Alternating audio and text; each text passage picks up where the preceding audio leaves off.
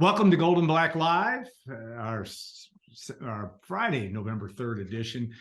A sad time for the basketball world, the passing of Coach Bob Knight, but we're very fortunate here to have three folks that knew just about everything that Bob Knight was in the Purdue-Indiana relationship, and that's kind of what our focus is going to be on today, and that very unique situation. I'm joined here by Bruce Weber, former Purdue assistant basketball coach, but obviously a longtime coach at Illinois and Kansas State. Bill Benner, the Indianapolis Star, and many other things in his esteemed journalistic life. And of course, Mark Montieth, the author of a book on Gene Keady and Bruce Weber and their basketball team in '87, '88 called Passion Play, and of course has been around Purdue basketball for a long time and continues to do so. So Bruce, I'm going to start with you just on your thoughts, not only just on Bob Knight's passing, but also just that unique relationship. You were coached against him for 18 years on the sidelines and watched him do what he did, like nobody else did it, so to speak. But talk about that. Well, it was fun to be part of, and we talk about it all the time. Former players, Coach Keady. I don't know if there's a better rivalry, not just because of the Purdue Indiana, but when you had Coach Knight and Coach Keady going at it, it added so much to the mix, and it was for a long time also. So when you throw all those things together, it made for a special time, a golden era of college basketball in the state of Indiana. And first of all, Coach Knight was amazing coach. I mean, I learned so much as a young coach. At that time, we could scout in person.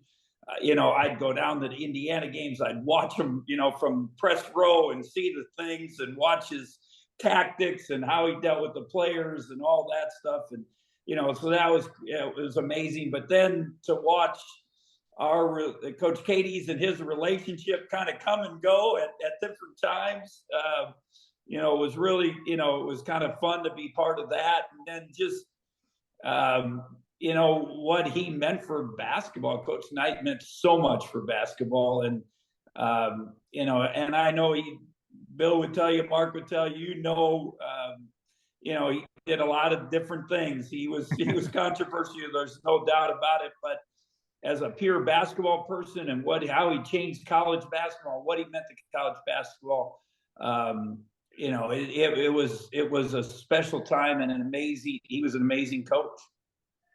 Bill, you saw him all the way through, as did Mark, but the ups and the downs, the nutty stuff he did, the stuff that made you shake your head, but then also watch him lead a team to national championships. And the Purdue-Indiana rivalry, I mean, you can do your best Gene Keady imitation anytime you want here today, but there was nothing quite like it. And Matt Painter said last night that he thought Bob Knight made Purdue better. He was the standard that Purdue kind of had to shoot for and a focal point of a rivalry. Talk about that from your perspective. Well, I've never been to Duke, North Carolina. I've seen them both separately. Kentucky, Louisville. Name your great rivalry, and I'm sure that Mark would agree that the times, starting when Coach Keady came to Purdue, that run. Mackey Arena and Assembly Hall could not be replicated anytime, anywhere. When you walked, in fact, when I left my home in Indianapolis and drove to those venues, the anticipation would build and build and build. Nope, lost you for a second. Everybody still there? Yeah. Go ahead, Bill. You said when you left your Indianapolis home. Go ahead. Yeah, when you left your Indianapolis home, the anticipation would build and build and build. And then when you walk through the doors and went to your assigned seat in the media section, you just knew you were going to see something incredible. And interestingly, Coach Knight was involved in three of his most notable, infamous acts, starting with Purdue and George King, and the episode with his weekly show, and then the chair throw, and then the rant from Coach Knight, widely recorded and distributed, where I'm sick and bleeping tired of losing to Purdue. And so Keady's ability to bring out both the best and the worst. And Katie and Purdue, Yeah. both brought out the best and worst in Coach Knight for sure. Yeah. Purdue and Gene and Bruce had a lot to do with it. And that's what I'm telling you. Okay. Priceless. 21 wins and 20 losses for Gene Katie against Bob Knight. Mark, you were with them intimately in 87, 88, but just that, and those were two of the best games as well. Not the first one wasn't as good for Purdue, and the Boilermakers got down about 17 or 19 and fought all the 21, I think it was, fought all the way back, got ahead and lost that game, but then beat the Hoosiers on the back end of that. But just the intensity of that rivalry, you could feel it, like Bill said, almost when you woke up that morning or got in your car to head to the arena. But there was nothing quite like that before or since. No, the greatest college basketball games I ever covered were Indiana Purdue games, and so many different things happened. Certainly, the loudest basketball environment I've ever been in would have been in Mackey Arena when Indiana came to town. The reason it was louder in Mackey than it was at Assembly Hall is that Mackey was more compact and the acoustics were better for maintaining noise, retaining noise, but just tremendous basketball environments. You just had to hold your ears sometimes. It got so loud. And I think those games meant maybe a little more to Purdue fans than IU fans because Purdue wasn't the underdog situation most years, even though they often had better teams. Indiana had the national championships and all that. So I think that game really meant a lot to the Purdue fans.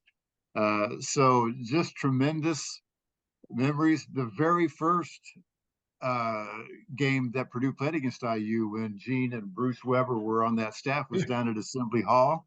And, Knight grabs the referee by his belt and yanks him backward because the referee's blocking his view. And Coach Katie runs out to protest the lack of a technical and then gets a technical foul for doing that.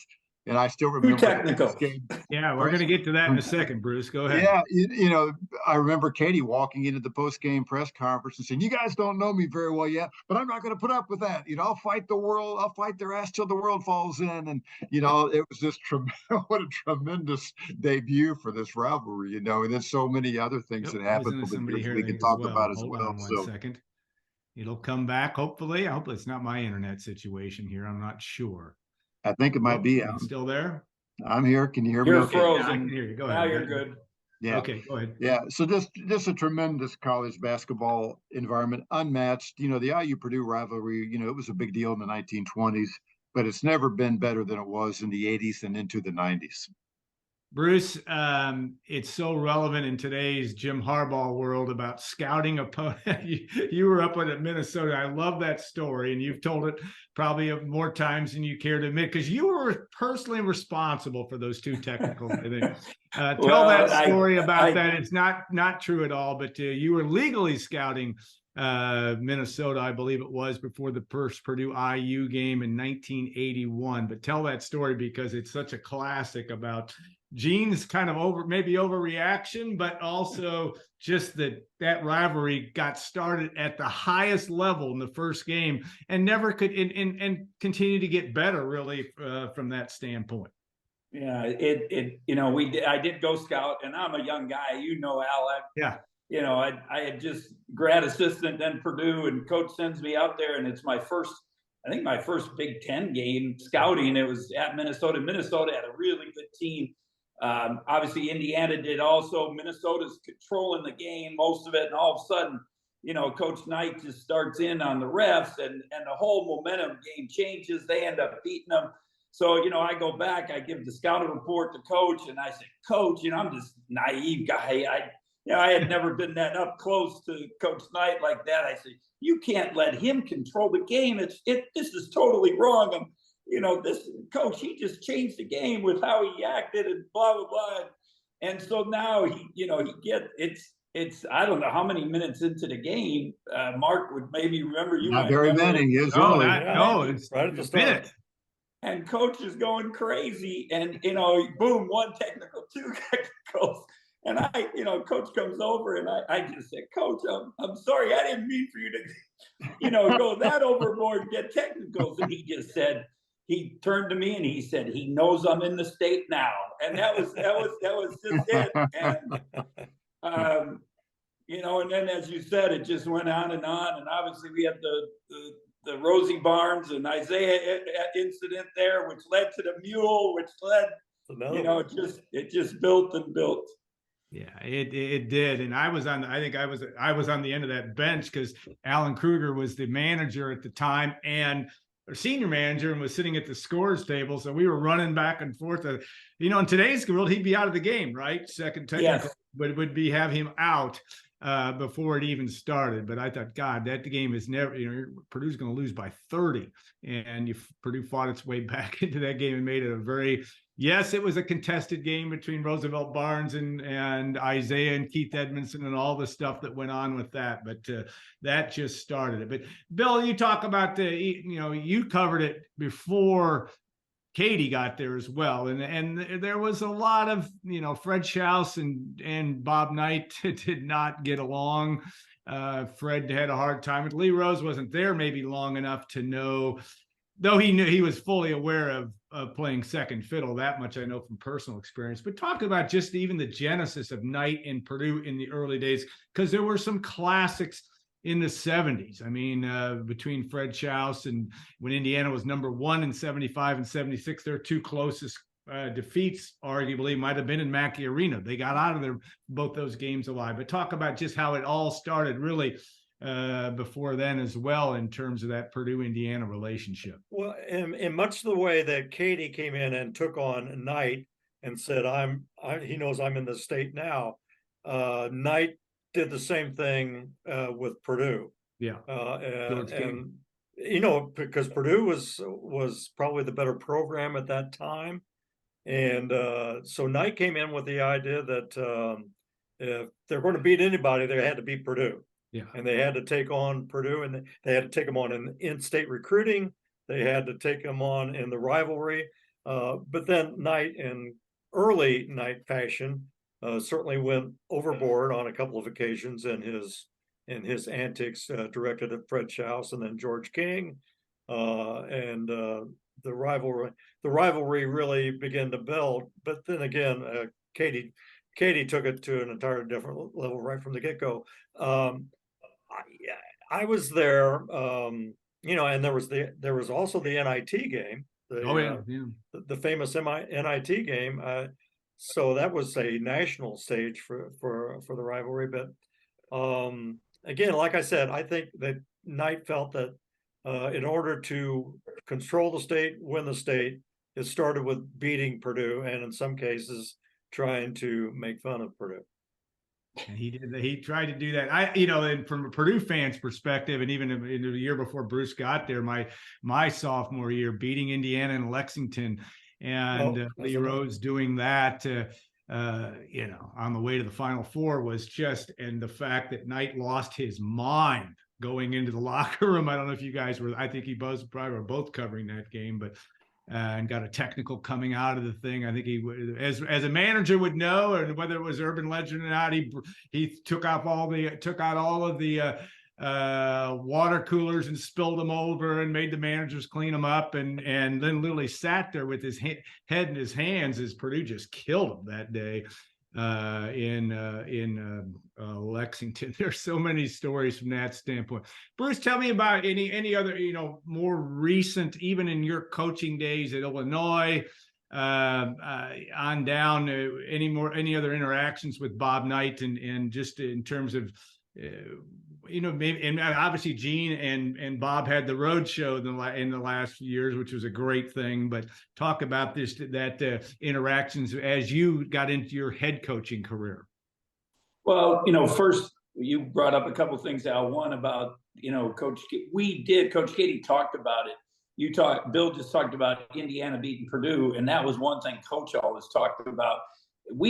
Our defense was built on how we could beat Indiana. It wasn't, because we had to change some things with their motion and how we guarded things. And that was what, Coach said, we got to be prepared to beat the best. And, at that time, there was no doubt they were the best. So, so you watch that evolve with time. And you did say, Indiana, Coach Knight made us better, and there's no doubt they did. And then coaches' relationship at first, they played golf one time early in the spring, and then they play in the fall, and they bring their pros. It was Joe Campbell, the old golf coach, was coach's pro, and then Coach Knight had his pro, and then it started getting a little sticky between us, and then the golf was off, and so then at the end, their admiration for each other, they started playing again, and obviously when they did the road show, I never got to go to one of those. But I would have loved to hear it. And Coach always, he enjoyed it so much. And, I think his respect for him, what he did for Indiana, for college basketball, the Big Ten, I know this morning when I talked to him, he was very, very sad to hear the news. So, but for me, I got at Southern Illinois. I got to play him at Texas Tech in the NCAA tournament. And, the other funny part is, and Bill and Mark might know this, he never shook hands with the assistant coaches. He never acknowledged us, ever, so, I'm, for me, it's whatever, 18 years of going there and competing. I didn't know if he knew my name. I didn't know if he, and I always told the story, Steve Lavin, when he joined us, I said, Steve, he won't shake your hand. Oh, he'll shake my hand, my dad, all this stuff. And, Pete Newell and all that. And Steve put his hand out, and Coach Knight just walked right through it and hit Coach's stomach, and he just moved through. So, but, when I got the head job at Southern Illinois, I was at the Peach Jam or one of the recruiting venues, summer AU stuff. And all of a sudden I hear Weber. And I'm like looking around, who's and then Weber. And then he grabbed, how he grabbed you. He grabbed me. I didn't even know. And I want to congratulate you. I think that's great, blah, blah, blah. And he went on. And then, a couple of years later, we played him in the NCAA tournament. And, it was obviously a huge win for us at Southern. And got to the Sweet 16. And I got to do some clinics with him along the way. After he was retired, Nike brought him back, or Championship Productions, whatever it's called, brought him back to do clinics. So it was cool to be around him and to have a chance to visit with him and learn basketball. Oh, the other good story. So he's got our Illinois game, and he's announcing the NIT. And Hannah, our oldest, who got Coach Knight at 10 years old to turn around and look and give her the stare at the first Big Ten tournament. Hannah went up to him before the game. He's doing announcing in New York, and he said, Coach Knight, I'm Coach Weber's daughter. It's a pleasure to meet you. I've been yelling at you since 10 years old. And oh God, he just laughed, and he was so, and he wanted to take a picture with her. And then of course, in Coach Knight style, he's walking away and he slaps her on the butt. So she will always remember she had her butt slapped by Coach Knight. Oh, before the Me Too movement ever took hold, he used to do that coming into Mack Arena. He'd fake like he was going to hit one of the Boiler Babes or whatever they were called at the time. Some great stuff. And boy, Bill Benner, how he hated the Big Ten tournament. And of course, Purdue, I think, was the first team to take him out, right? That was a tight game and on a Friday, that first when Purdue went to the Big Ten championship game. When Bruce, that was your last year in West Lafayette. But you look at that and say, just all the stuff that, from a reporter standpoint, he loved to make fun of journalists and the old second grade comment, about learning to write and all that kind of stuff. Did you ever have Bill, I'll ask you first, a lighter side with him at all? Because you were antagonistic toward him. You were right 99% of the time, I get. But did you ever have a moment with him after the fact that where things were a little bit more at peace? Well, Mark knows this. Every journalist, well, in fact, virtually everybody that Knight would associate with, would eventually come to a crossroads. And I can give you specifically, my crossroads came in 1984 before a Michigan State IU game in Assembly Hall. But before that, I had covered as a sidebar writer, I covered the 76 national championship team. I covered, 81. And so I had what I thought to be a decent relationship with the man up to the point where there would be occasions where he would call and ask about my daughters, Yeah. just out of the blue. Hey, Coach Knight, I think he's getting ready to cuss me out, and then he would ask about my girls and how they were doing, and so yeah, so I did have a good relationship with him up until a point where I began to publicly take exceptions to some of the things he was doing in representation of the IU basketball, and in particular the alma mater. So I came to my crossroads, and I never returned to my crossroads. I assume, Mark, you might have had a point like that as well. Well, I was going to say, Mark, your book was certainly an answer to Season on the Brink in a little bit different terms, only because you were dealing with a different guy, too. It wasn't like you had any less journalistic integrity than John Feinstein. You just had a different program you were dealing with. But talk about that, and just in your relationships with him, any of the one-on-one moments or moments over the years. Did he ever give you grief about writing Purdue books or any of that kind of stuff? Well, it didn't give me grief, but I think it had an impact. I went to IU and covered his team for the Indiana Daily Student my senior year, which was the only year his team did not go to a postseason tournament, that 76-77 season, Yeah. the year after they won the national championship. And, we got along okay. He kicked me out of practice one day in the preseason because of something somebody else had written in the student paper. So that was an interesting situation. And Knight actually was right. Somebody had made a mistake, an honest mistake of mistaking something that happened in the football press boxes, and thought Knight had thrown a little ashtray against a window. It turned out to be the guy sitting next to Knight. So that had to be cleared up. But after that, we had a normal relationship and continued to, for the most part. But after I split the season with Purdue and wrote Passion Play, I was pretty much on the outs. I guess he viewed me as a traitor. With Knight, you were either with him or against him. You were in his corner or you were an outsider, and there's really no in between for very long. And that was frustrating as a journalist. I covered IU for the Indianapolis Star in the 90s when Brian Evans was the senior, and he would not grant me an interview. He would not answer my questions in a post-game press conference. Even at the end of the year, I lobbed up one to just about talk about Brian Evans' career, and I don't feel like talking about Brian Evans today.